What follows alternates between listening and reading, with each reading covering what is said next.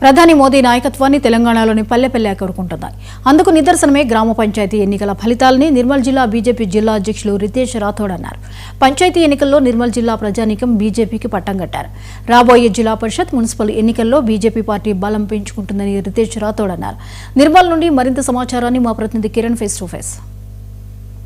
నియోజకవర్గం నిర్మల్ నియోజకవర్గంలోనూ పార్టీ దాదాపు అత్యధిక గ్రామ పంచాయతీ స్థానాలని గెలుపొంది స్పష్టమైన ఆధిక్యతను కనబరిచింది. ఇక ఇదే విషయమై మనతో నిర్మల్ జిల్లా బీజేపీ అధ్యక్షులు రితేష్ రాథోడ్ గారు ఉన్నారు. అన్న, చెప్పండి, స్పష్టమైన ఆధిక్యత కనిపించింది, ఎలా ఉన్నాయి ఫలితాలు?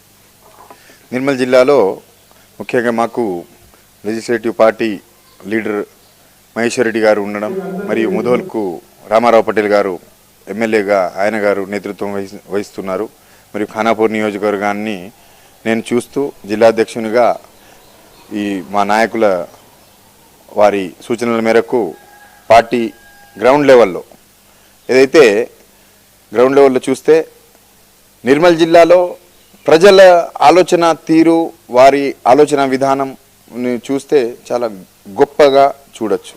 ఎందుకు అంటే మేము ఎప్పటి నుంచో అడుగుతున్నాం ప్రజలను కూడా, గల్లీ నుండి ఢిల్లీ వరకు నరేంద్ర మోడీ గారి నాయకత్వాన్ని బలపరచండి అని ప్రతి జిల్లాలో ప్రతి ఊర్లో బీజేపీ పార్టీ ఒక నినాదంతో వెళ్తే, ముందుగా ఈ నినాదాన్ని అర్థం చేసుకొని నరేంద్ర మోడీ గారి అడుగుజాడల్లో నడవడానికి నిర్మల్ జిల్లా ప్రజలే సిద్ధమయ్యారని చెప్పడంలో ఎటువంటి అతిశయోక్తి లేదు. చెప్పాలంటే గల్లీలో ఈరోజు వార్డు మెంబర్ స్థాయి నుండి సర్పంచ్ స్థాయి నుంచి రేపు జెడ్పీటీసీ, ఎంపీటీసీ, ఎంపీ, ఎమ్మెల్యే వరకు నరేంద్ర మోడీ గారి నాయకత్వాన్ని బలపరచాలి. మరియు జిల్లా మొత్తం కాషాయమయం కావాలి. ఇక్కడి నుండే తెలంగాణకు కొత్త పవనాలు వీయాలి. తెలంగాణలో రేపు రాబోయే బీజేపీ ప్రభుత్వానికి నాంది పలకాలని ముందడుగేసింది నిర్మల్ జిల్లా ప్రజానికం. కాబట్టి నిర్మల్ జిల్లా ప్రజానికానికి నేను పేరు పేరున ప్రతి ఒక్కరికి పేరు పేరున పాదాభివందనాలు తెలియజేస్తున్నాను. దేశాన్ని కాపాడడానికి నరేంద్ర మోడీ గారి, ఆ రోజు వాజ్పేయి గారి, ఈరోజు నరేంద్ర మోడీ గారి రూపంలో ఈ దేశాన్ని కాపాడడానికి వచ్చిన ఈ బీజేపీ పార్టీని ప్రజలు, నిర్మల్ జిల్లా ప్రజలు ఆదరిస్తున్నారు. కాబట్టి మా ప్రజానికానికే మేము రుణపడి ఉంటామని తెలియజేయడం జరుగుతుంది.